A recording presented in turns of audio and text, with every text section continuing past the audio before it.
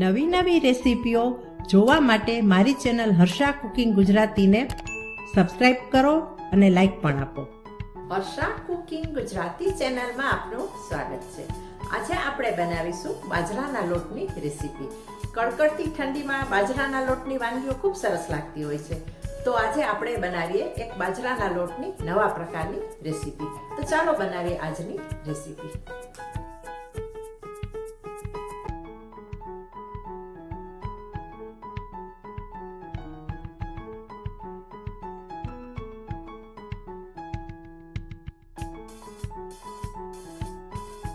બાજરાના લોટની રેસીપીમાં આજે આપણે બનાવીશું બાજરાના લોટની ઇડલી. તેના માટે મેં એક વાટકીના માપથી બાજરીનો લોટ લીધો છે અને બાજરીના લોટને ચાળી લીધો છે. હવે તેમાં એડ કરી આપણે સ્વાદ અનુસાર મીઠું અને અડધી ટીસ્પૂન હળદર. એક વાટકી આપણે ખાટું દહીં ઉમેરી દઈએ અને મિક્સ કરી લઈએ.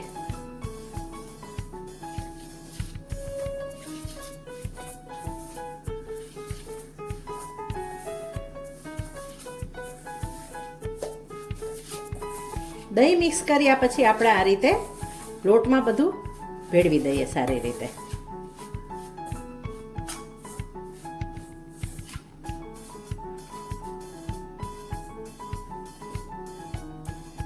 ઢાંકી અને આપણે 10 મિનિટ રાખી મૂકીએ. અહીં મેં 100 ગ્રામ પાલકના પાન લીધા છે. પાલકના પાનને સૌથી પહેલા આપણે ધોઈ લઈએ. પાલકને મેં 3 વખત પાણીથી ધોઈ લીધી છે. પાલકને ધોવી ખૂબ જરૂરી હોય છે કારણ કે એમાં માટી પણ હોય છે અને ક્યારેક રેતી પણ હોય છે. હવે આપણે આ પાલકને 2 મિનિટ માટે બાફી લઈએ. પાલકને બાફવા માટે ગેસ ઉપર તપેલામાં આપણે પાણી ગરમ કરવા મૂકેલું છે. પાણી ગરમ થઈ ગયું છે. હવે આપણે આ ધોયેલી પાલક ઉમેરી દઈએ.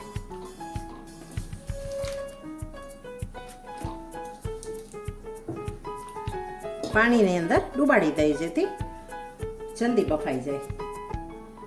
થોડું આપણે મીઠું એડ કરી દઈએ.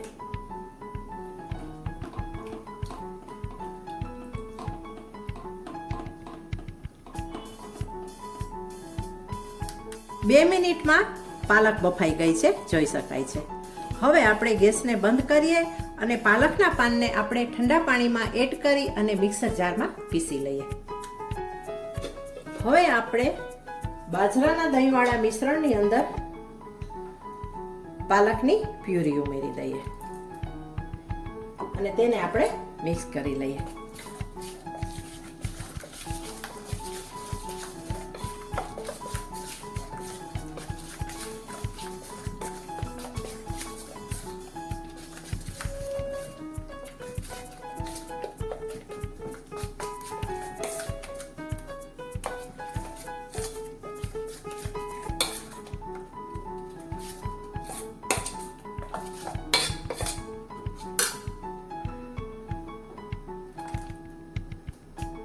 જેટલી જોઈએ તેટલી આપણે પ્યુરી ઉમેરીશું. ઇડલી જેવું આપણે બેટર તૈયાર કરવાનું છે. ગાંઠા ન રહેવા જોઈએ. ગાંઠાને આપણે ભાંગી નાખીએ. વિસ્કરની મદદથી આપણે મિક્સ કરી લઈએ જેથી એકદમ સારી રીતે મિક્સ થઈ જાય.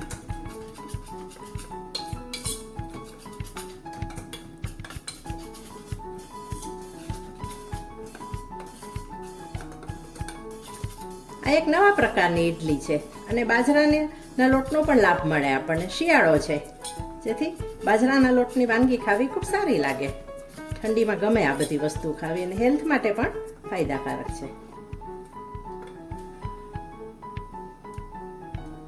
હવે ઉમેરીએ આપણે 1 પિંચ બેકિંગ સોડા.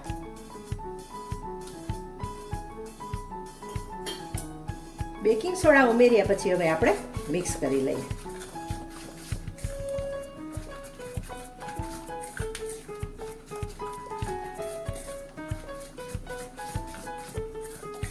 શિયાળામાં જો દહીં ખાટું ના હોય ને થોડા લીંબુના ફૂલ પણ નાખી શકાય. ને દહીંને જો ખાટું કરવું હોય તો 2-3 કલાક પહેલા બહાર કાઢી લેવાય ફ્રીજમાંથી, જેથી ખાટું થઈ જાય.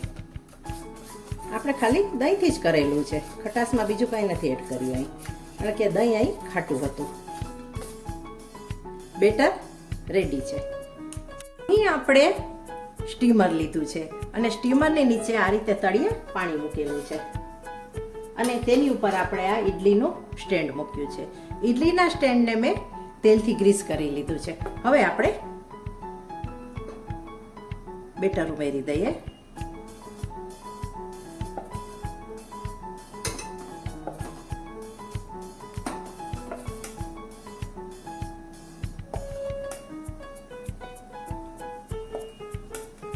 સાચામાં એટલું જ ભરવાનું કે ફૂલ છે આ ઇડલી, એટલે અડધા જેટલું જ ભરવાનું, વધારે ભરવાનું નહીં.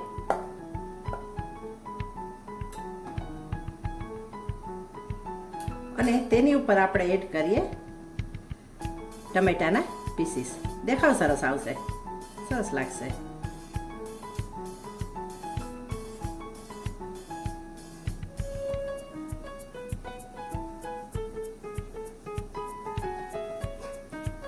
ઢાંકી અને આપણે 15 મિનિટ સ્ટીમ થવા દઈએ. 20 મિનિટ પછી આપણે ગેસને બંધ કરી દીધો છે. જોઈ શકાય છે બાજરાની ઇડલી એકદમ સરસ તૈયાર થઈ છે. હવે આપણે ઇડલીને ઠંડી થવા દઈએ. અહીં ઇડલી ઠંડી થઈ ગઈ છે. હવે આપણે ડિમોલ્ડ કરી લઈએ.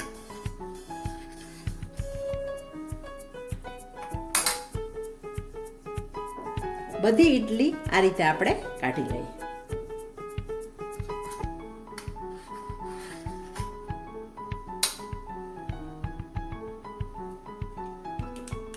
ઇડલી ઠંડી થાય છે ત્યાં સુધી આપણે વઘાર કરી લઈએ.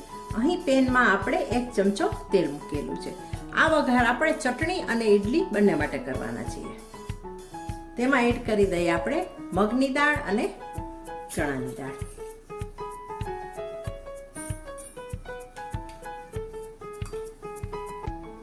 એક ચમચી રાઈ ઉમેરી દઈએ. બધું આપણે ચટકવા દઈએ.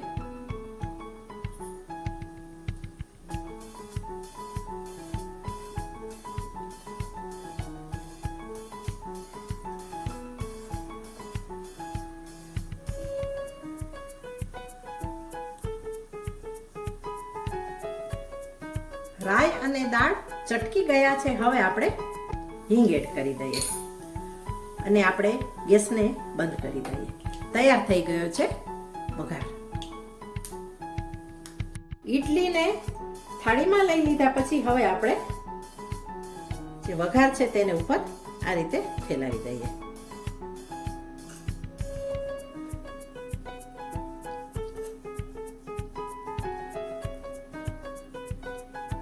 જ્યારે બાજરાના લોટની એક રેસીપી ખાઈને કંટાળી ગયા હોય ને, તો આ રીતે બાજરાના રોટલા, મુઠિયા કે થેપલા સિવાય આ પ્રકારની વાનગી પણ બનાવી શકાય. બાજરાના લોટની નવા પ્રકારની ઇડલી કોપરાની ચટણી અને લીલી ચટણી સાથે સર્વ કરી દીધી છે. હવે મળીશું નેક્સ્ટ વિડીયોમાં. Thanks for watching.